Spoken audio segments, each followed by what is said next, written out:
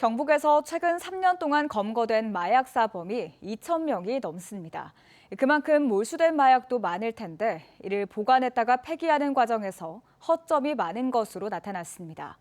몰수 마약을 보관하는 창고가 일반인이 접근하기 쉬운 곳에 있거나 몰수 마약을 땅에 묻는 방식으로 폐기하는 등 유출 위험성이 컸습니다. 이도훈 기자입니다.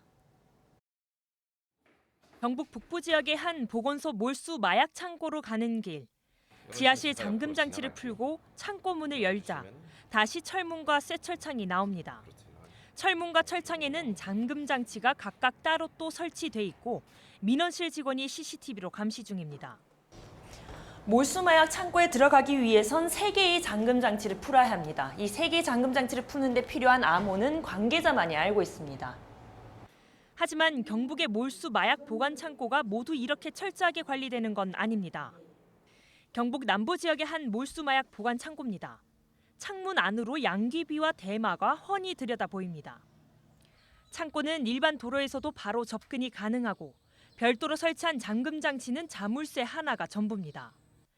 경찰로부터 몰수된 마약을 인계받은 각 시군 보건소는 법원의 확정 판결 전까지 이 마약들을 보관하게 되는데 보안이 허술한 곳이 적지 않았습니다. 압수품이 분실, 도난, 훼손되지 않도록 이중 잠금 장치로 보관하도록 한 관련 규정이 잘 지켜지지 않고 있는 겁니다. 법원의 확정 판결로 몰수 마약을 폐기할 때도 허점투성입니다.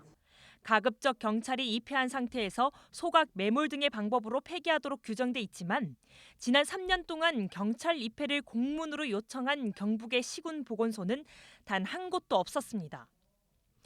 허술한 폐기 방식도 문제입니다. 비닐 포장된 양귀비를 별도의 처리 없이 겨우 무릎 깊이의 구덩이에 묻는다거나 일반 쓰레기차에 실어보내는 경우도 있었습니다.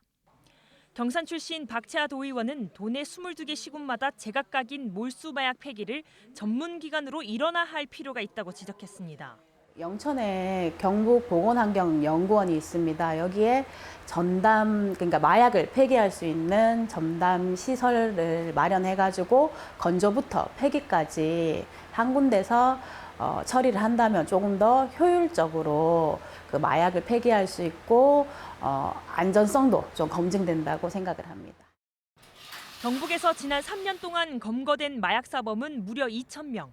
이들에게서 몰수된 마약은 양귀비는 6만 4천여 주, 대마는 18,000g에 달합니다. 마약 사범의 일회 대마 흡입량이 0.3g인 점을 감안하면 6만 번의 흡입이 가능한 약인데 지방정부의 몰수 마약 처리 방식 개선이 시급해 보입니다. MBC 뉴스 이돈입니다.